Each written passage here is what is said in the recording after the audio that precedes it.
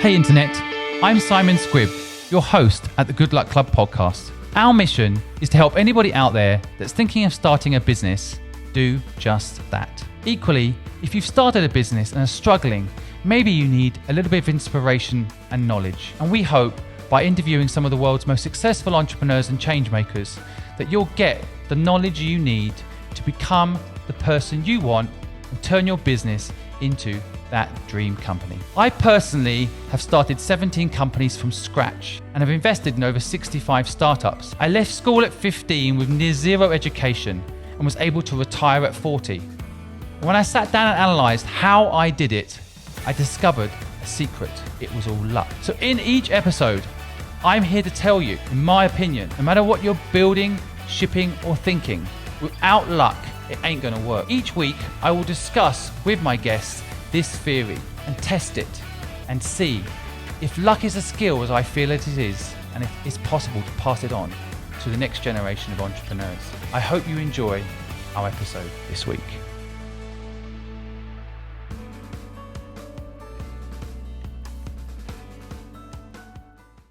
My guest today is Rachael Flanagan, the founder of Mrs.Buckét Cleaning Services, one of the UK's most successful cleaning companies. She was just 18 years old when she started the business, and many people at the time told her she didn't have the aptitude for business, and they were wrong. Within 4 years, Rachael won the Great British Young Entrepreneur of the Year award, and soon turned her small idea into a huge successful business. 15 years later, she's going to share her story with us. She'll tell us about how she started this business with no money and how she is determined to ensure that everyone out there respects their cleaner. Rachael, welcome. Hello, thank you for having me. It's a real pleasure. So I always like to start the podcast off by asking this simple question. What does success mean to you? Oh, gosh. So success means for me to have the freedom and choice to do what I want, when I want, and with who I want. Have you always done that? Absolutely not. I wish, yeah. No, definitely not. It's work in progress. Yeah, it's quite hard, isn't it, to you can have the freedom, but for example, working with who you want all the time is sometimes tricky. You don't know who you don't want to work with until you're already working with them. Yeah, no, I know. And I think it's also like who you want to spend, your time with as well. Like it doesn't necessarily have to be in work, family, it could be friends like that. That's covering all of that for me. So yeah, that's what I'm, striving for, I suppose. So how did you get started? Tell our audience your story. Right, okay. So I'm 33 on Friday. Happy birthday for Friday. Thank you. It's going to be an interesting one. So I started my business when I was 18. I was basically in college, typical 18-year-old, didn't have a blinking clue what I wanted to do, who I wanted to be when I grew up, and was kind of, back then it was more of go to university or go and get a job. There was no other options really. And a guy who ran a production company came in. I was doing a business class and he came in and he told us his story about how he started up his company. And I just thought like it was really cool and amazing to do something for yourself. So I suppose he inspired me really, which, is key. And that's how I suppose got an idea to start up a cleaning business. But that was then within that same week, I was going back to my parents, where I was obviously living at the time. And my mum's cleaner had left early, and I could start to see how, not having a good cleaning standard was affecting my mum. And I just thought, wouldn't it be a good idea to set up a cleaning business, basically? There must be loads of other families out there that are struggling and, looking after children, work. And that's where I got the idea then to start Mrs.Buckét. So 15 years ago. Yeah, 15, I know. Yeah. Wow. And in those 15 years, do you want to go back and lynch the person that inspired you or thank them? Absolutely thank them. I mean, it's something now that I do, I'm quite passionate about, working with entrepreneurs and how to instill that into, the younger generation. Because for me, part of my story is I had, I suppose, little stories along the way. I had a shop when I was in first year comprehensive school. I kicked my dad out of his office and got myself a little shop as well, and used to take me to Macro, which was the wholesaler, to go and buy sweets. And I'd have a real till, and then I used to swim as well. So I think, having coaching and when you're training for a sport, that also instills into you. And then obviously going to university and going to college and listening to that guy speak. It was a few of those little seeds that then got planted into me, I suppose, having the balls basically to go and do something different, because it was very different at the time to go and do that compared to my friends. Did you drop out of college? No, I didn't. I did do college, but it was quite interesting, because I actually was so excited to write about this cleaning company that I was going to do that I actually wrote it in my business exam, because it was a 2-hour paper. So I just couldn't stop writing. So to this day, I haven't picked up the qualification certificates, whatever they are. And I did manage to have an unclassified in that paper. But that's part of my journey. So in your exam, you end up writing about the business you now own and run, right? Yeah. And how close to your business school training is the reality of the business? Oh, God. So, like very, very, very different. I mean, I literally just learned it on the job for quite a long time. And then I started to get a little bit more smarter in, actually, there must be other people that are ahead of me and, can mentor me and coach me, and started to then look at, how can I hang around with like-minded people who I wanted to learn from. And that was a big fast track then for me to I suppose develop, because I was 18. I had no idea how to employ staff, do my books. I didn't have no money. I couldn't get any money either, because obviously I was just living at home. So to be honest with you, I literally had to spend like every £20 and make decisions on, right, what am I going to spend this on? What do I need to invest in my business next? Do I need flyers? Do I need this? Do I need that?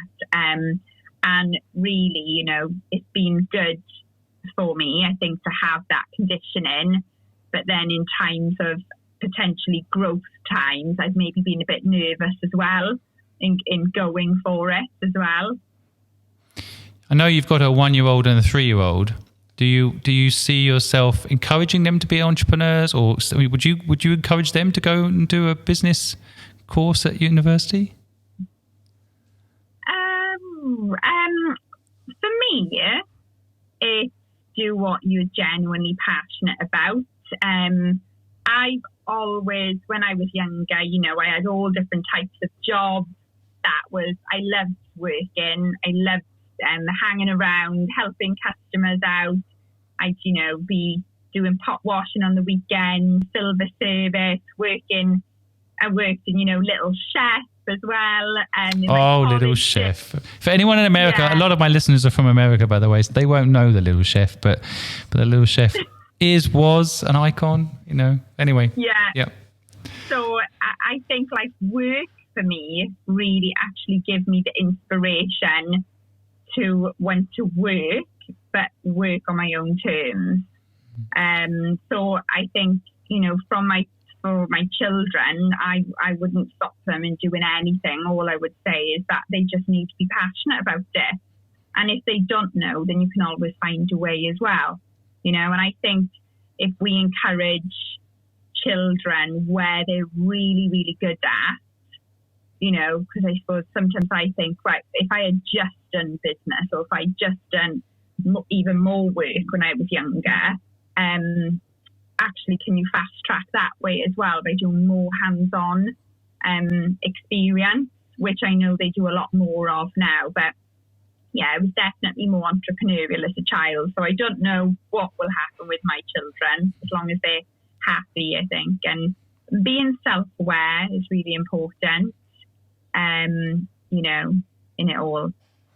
Yeah, being happy is a funny terminology anyway, isn't it? Because I think as an entrepreneur, it's not like every day we're not happy. There's no such thing as permanent happiness. We have days where we're happy and the days that we're not, just like anybody else, right?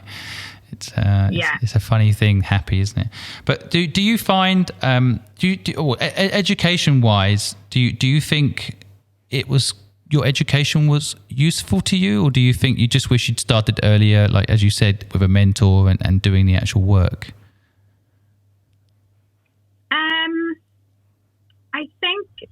I think the work I learned the most, actually working, engaging with customers, engaging with staff, working with people, working in teams. And then also because I used to have sporting background, you learn a lot in that as well. You have a lot of competitive drive. So I wouldn't say necessarily for me personally, I learned a lot, but then also I didn't really take the right subject because I was confused with what I wanted to do when I grew up. But I suppose when you just fall into something then that you love, then you just are really passionate then about just learning about that subject, and that's what I did. Do you find that you loved the business or you loved the journey of being an entrepreneur? I just love every single day is different. You're building something. That's what I love. You're building something that, hopefully is going to be, a legacy. You're going to be remembered for it. I mean, in these times now, I really think leaders will be remembered for how they've dealt with this situation that we're in. And these are the times where leaders have to get really deep and actually just get absolutely stuck in because you can't plan. But I also think if you do this in the right way, then that's what your teams will remember, is getting out of this crisis as well. So true. I admire you for many reasons. The reason I wanted you on the podcast, I read your story and it's inspirational. But I find one thing very fascinating: the fact that you've been doing this for 15 years. Now, I personally, the longest time I could ever my own company run it and still be excited about it was 10 years. I just ran out of energy for it around the 10-year mark. But I know you're running it today, so you've probably got to say positive things. But how do you keep going? Do you sometimes feel like giving up? Have there been points where you're like, this is too much? How have you managed to push through 15 years of doing it? Oh gosh, yeah. Well, I think, when you run a business, it's part of your lifestyle. So, there's always ups and there's always downs. You fall out of love with it, you're bored of it, you want something new. But then for me, there's always been something else happening. And for me personally, this time is very, very exciting for me now. Because I've never been in this in this stage of business. So we've got very exciting times ahead. And I think, we've got some big things ahead of us as well. But yeah, obviously, I've cried in the end of my bed. I've had no money. How am I going to pay my wages? Some days I just think I can't actually be bothered to go to work. But then most of the times I'm just, excited to get out of bed in the mornings and go to work. And whether, like I sort of often say, being an entrepreneur, is it like a bit of a work addiction that we have?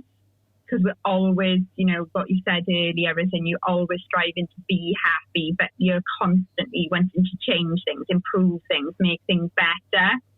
And in a cleaning business, I'm dealing with hundreds of people, and every contract that we win is like a buzz for me. So it's out there, it's remote. We start, we're 24/7 now running. So actually, like, that's what I love as well, because we're, it's like mini businesses out there, and we're growing and we're making a difference to people's organisations, people's culture. But yeah, definitely being bored, fed up, lonely, feeling, but then, you can't kind of come out of it. I think it's having the right support network then around you, or get out when it's the good times as well. You're the sole founder, so you don't have a co-founder, right? No, yeah. So right. That's another one, again, just different from my own personal experience, that having a co-founder has kind of kept me going, because when I've been down, my co-founder has been up and pulled me up, and vice versa. How have you coped with it on your own for so long? I just admire you. I'm saying it with admiration.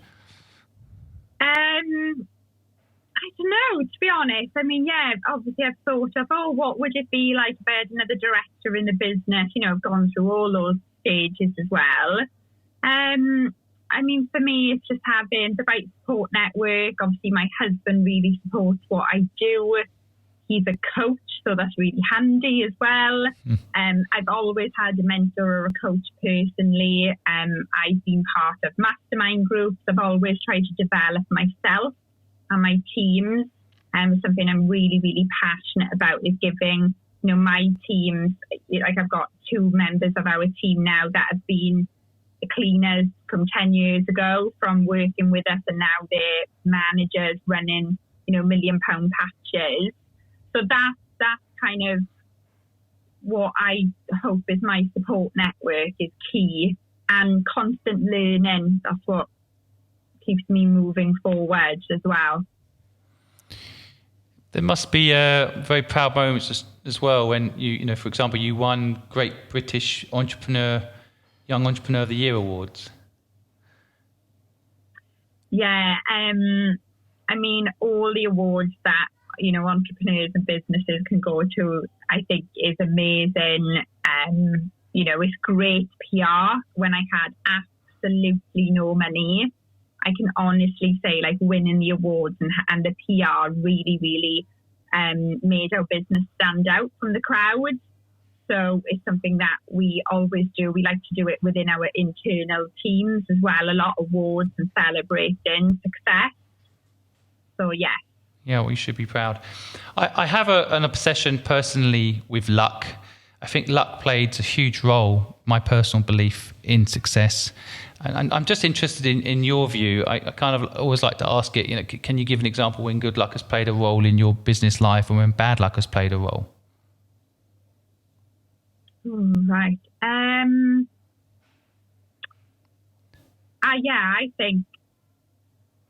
think I have had luck, especially when I was younger, where, like you said, being under 30, you can enter Rising Star Awards, you can go into Young Entrepreneur Awards, you've got a story.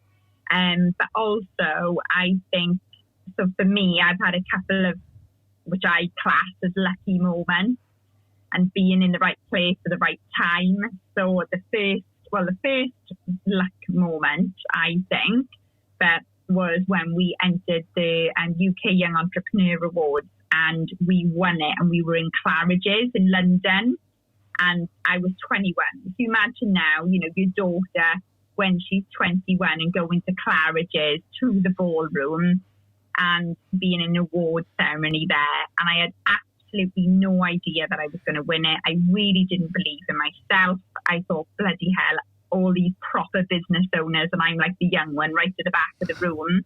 And that for me, I do look at, and I was really lucky.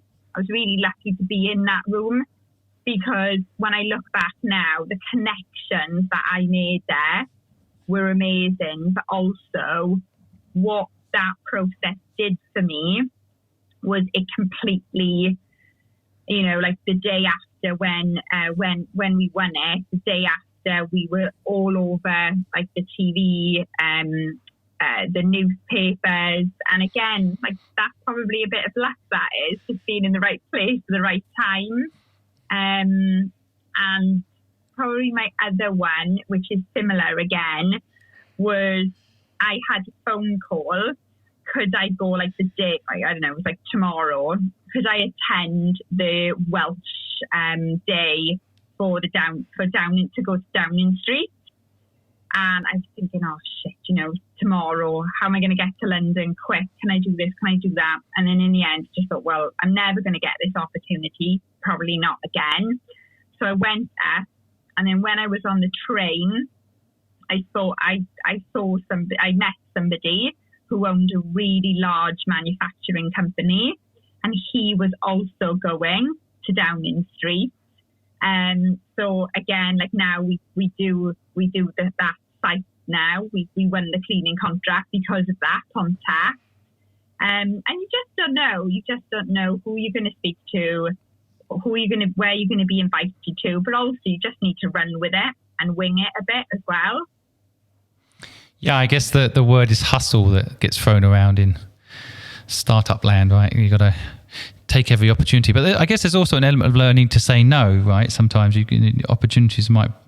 That day, you decided to say yes, and you went to Downing Street. You met a big potential client, all kind of fell into place. But there must now, I guess, there's also at your stage an element where you have to say no sometimes, right?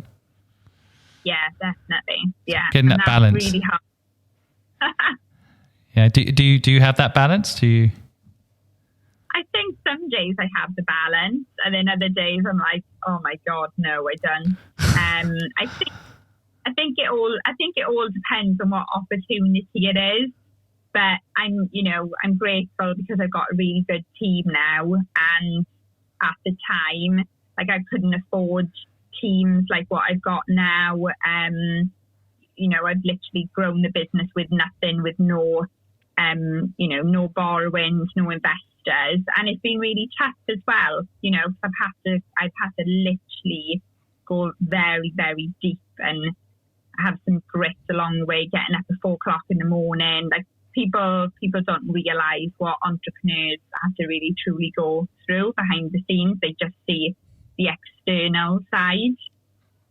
So yeah, it is tough, and I think we're all control freaks when we're so passionate about something. And I know for me personally now, I'm at a point in the business where it's time to, pivot as well. We've gone through a bit of a pivot, and it's time now to really give my team the chance for them to, really push the business forward as well. But yeah, it's gonna be tough. I know it is. When you became a parent, did the dynamics change at all? Did your entrepreneurial mindset in any way get changed? I actually think having children, I mean, I went back to work too soon after my first little one, so I learned a really hard lesson there. And again, how important it is to have the right team in, the right processes, systems and things. And what I find with children, which is amazing, is actually how focused they can make you.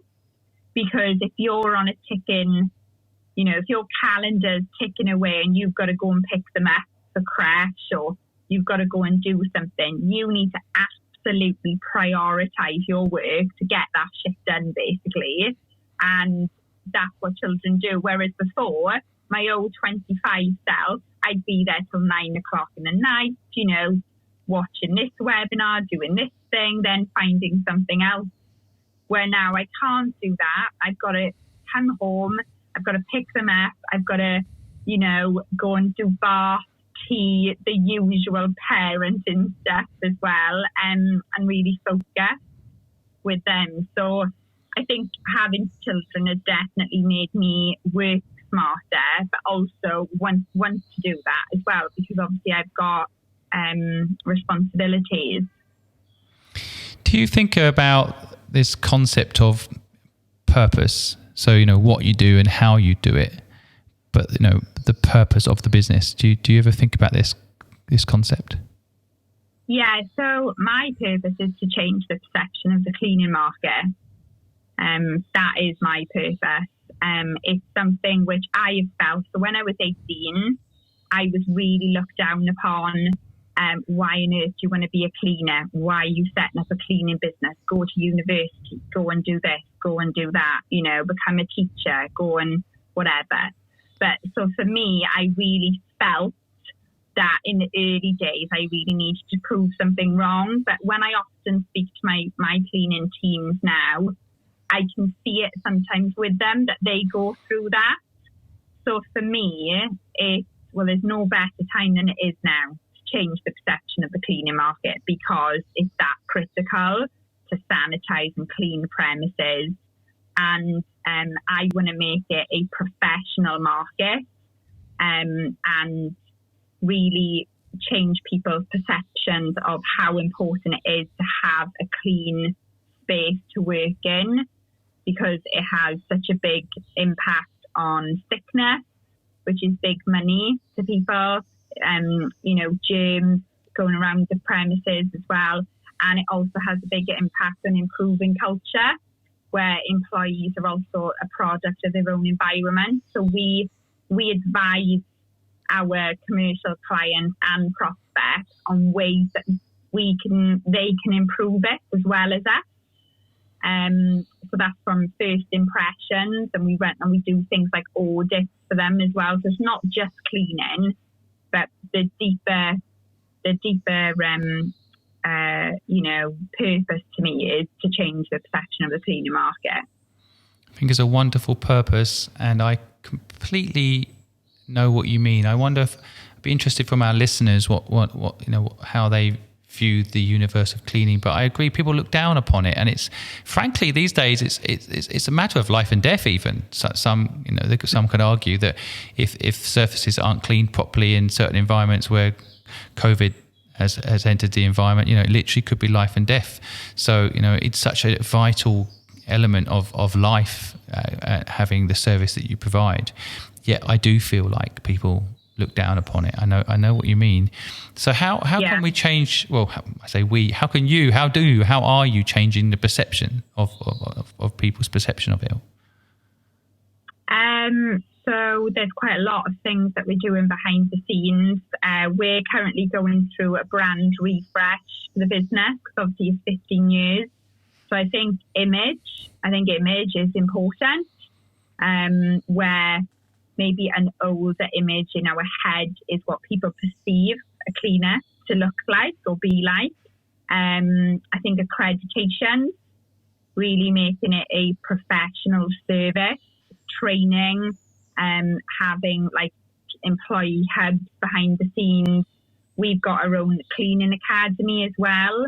So it's not, it's not what people think, oh, anybody can be a cleaner, because no, they can't. You have to actually be quite fit as well. There's a lot of chemical knowledge you need to understand. So training for us and really upskilling our cleaners to believe in themselves as well, that they are worthy, they are good enough, is an important part of our internal training. And then that's kind of how we put that out in the marketplace. For us, like making sure that we're up to date on writing up-to-date like guides, white papers, and being a bit outspoken, being a bit outspoken to people, where, calling them out as well. If sometimes, we're in a supermarket or something and people don't even say hello and they disregard some staff. I think, we've all been there when that's happened. But actually sometimes just having the balls to call people out on that. And I'm there to be that a spokesperson for the cleaning market, because I do think it's time to really, spotlight our cleaners more.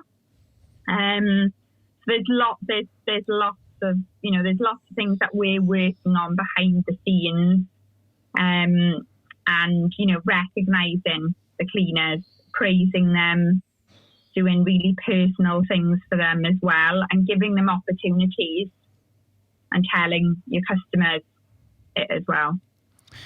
Yeah, it's a fascinating. I can resonate with your mission. I owned a creative agency for 15 years, and the designers were treated as if they were just a commodity, like design this by tomorrow at 12, thank you, bye, without understanding the craft and skill and training required of these people to produce what the clients would ask of them. So, I can relate to your point. It's my favorite thing is I've got a book of all the photographs of Obama's presidency, and one of my favorite pictures in this book, I can send it to you if you haven't got it, is basically him high-fiving a cleaner in one of the buildings he visited, and stopping and then talking to him, like just giving that person respect. That's a real American working there, it's and giving them that respect.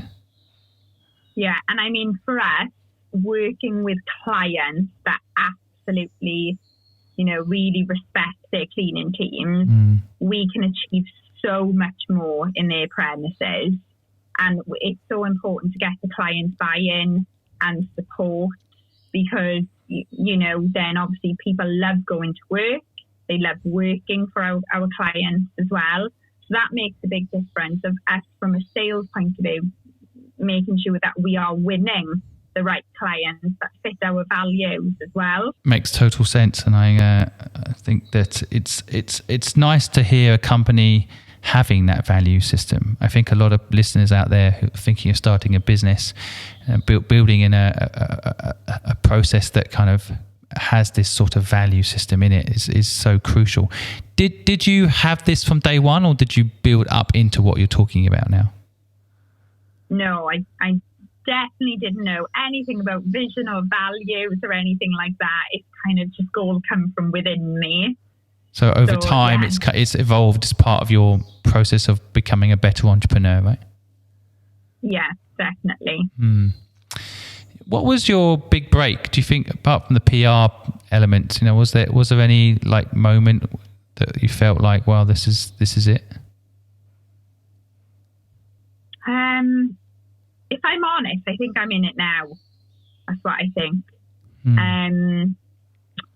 So I think we're in that moment now. We are now. So with us, we have to pitch alongside really large national companies.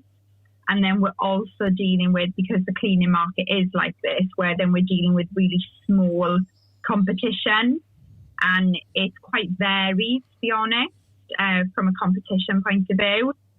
So what I'm noticing, and what our sales team and our ops teams are really noticing now, is actually the opportunities that we are having, because we're leading from a front, we're pushing ourselves out there. We've actually invested in this, in this crisis, and I think that's given us a real opportunity and confidence that now we will go into now a national cleaning company. And now we're having opportunities coming to us, brands coming to us that maybe before this they wouldn't have, or it would have taken a year, to get onto their procurement. But actually now, they've gone through some issues themselves, and we've just had to get stuck in and help them out on the front line. And because of that, they'll continue to use us, they'll remember us, and they'll talk about us. And I think it's given us now opportunities to go into other cities. And that's why I'm really excited now, because I know we're ready for that. That's our next move now. So when you say you're investing in the business, what sort of steps for anyone out there that would like to grow? Because most of the people I speak to are shrinking. I'm scared to hire and scared to do anything. So, what's your strategy for growth? How are you investing in that? So obviously, we've had to go through the usual, we've still got sites that are closed, so we've had to furlough staff there, and we're waiting obviously to find out when the sites are going to be coming up and open. So that's kind of like half of the business there. But on the other, 60% of it, we are doing a lot of consultancy work. We've invested in decontamination. So we can go UK-wide, and we're now running 24/7. So we now work with live COVID cleans that need to be, it's quite reactive. So they'll call us, and we could be in Manchester, we could be in Bristol within obviously a couple of hours. So that's what we're doing at the moment. And what I've also noticed is we tend to specialise a lot in manufacturing. And manufacturing companies have been let down by their cleaning companies. So there's been a space for us there. So we've invested also in new kits. We're quite interested in robotics and a bit of innovation there. And we've done quite a lot of behind the scenes improvements. So we probably invested at least 45 grand over the last couple of weeks in this. We've even got a new trailer now with a ride-on sanitizer that's going around the UK, basically sanitizing a product into manufacturing spaces to obviously disinfect the air and the surfaces. So I don't think there's many cleaning companies that have actually done that. They've done probably more the opposite, but it's been worthwhile for us. I guess it's fortune favours the brave, right? Yeah, we're trying. Were your parents entrepreneurial? So my mum was a teacher. My dad later on in his life ran his own business. He had a catering business. So I did learn through him of, I suppose like my work ethic has definitely come from watching him. But they weren't necessarily, they didn't, my dad didn't start up his business when he was younger. He did work first of all. So do you think entrepreneurs are born or bred? Oh, right. I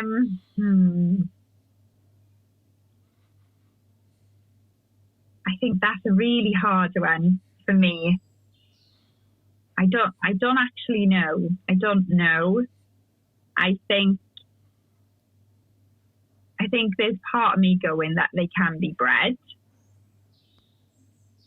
but if they're in the right environment and, they're given the right opportunities, I'm not sure. It's an interesting one, isn't it? I think I like asking the question of entrepreneurs, especially ones that could have gone either way. I mean, you had an education, could have easily got a job, I'm sure. Could have easily gone either way, right? Yeah, definitely. Oh, yeah. Well, I remember my mum saying to me, well, you've got a year, and after the year, then, maybe we'll have a year out, go to university then after that. And I always remember thinking, right, that's it, I'm going to work my absolute arse off this year.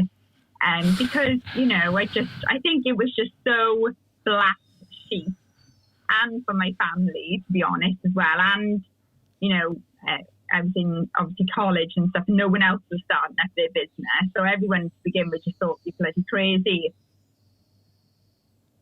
It's a funny one, isn't it? I feel like there's this kind of general sentiment, which is you can do that until you get a real job. Yeah. And even with the huge business you've built up and the amazing things you've done, there's still some sort of like, well, when is this all going to be over so you can get a real job? Yeah. It's fascinating, isn't it? Well, look, I like to end the podcast on a few simple questions, more fun, really. But if we went back to your younger self, what advice would you give? And out of interest, how old is the younger person you're giving advice to? Oh God, right. I think my younger self, I would be 15, 16, and I would say to get out of your own way. Interesting. And get out of your own way, and you've got it. It's okay. Just go for it. So do you mean get out of your own way as in stop self-doubting kind of idea? Yeah, because I think we all do that, and I think, that's something that can definitely be taught in a school. And I think typical Brits, I think, are like that. And so for me, I've always, practiced believing in myself, how to really push my own boundaries, hanging around with people that are similar as well, I think is key, because there's always, that what you just said earlier, we'll give it a year, and if you don't, well, all those doubts start going into your head as a child. And I think actually, well, what's the worst that can happen, Like we teach our daughter of, well, did you try your best? It doesn't matter, but did you try your best? As long as you try your best, then it doesn't matter. And that's what I would tell my younger self. I like it. My final question, if you are a book, what chapter are you on, and what's the title? Oh.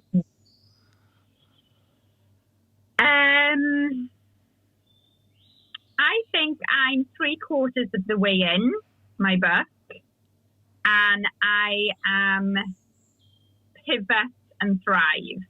I like it. Yeah, I think pivot is a good word. I think it's even when you've got a successful business, which you have to pivot based on the times we're living in, right? Yeah, definitely. We definitely see it now. A lot of people right now, right or wrong, and I'm not judging anyone on this, but a lot of people are stopping like deers in the headlights and not pushing forward, but not pulling back either. Yeah. And I think pivot and thrive is a good bit of advice. I'm going to sum up a few things that I've taken from you today, and I want the listeners to pick up on too. I think PR is very powerful. You mentioned it earlier. I think a lot of people underestimate PR, and you can generate it yourself. You don't need to hire a fancy firm to do it. I think putting yourself out there and taking some risks, that's a big thing. I want to highlight respect cleaners. It's something you've of course talked about and you're passionate about.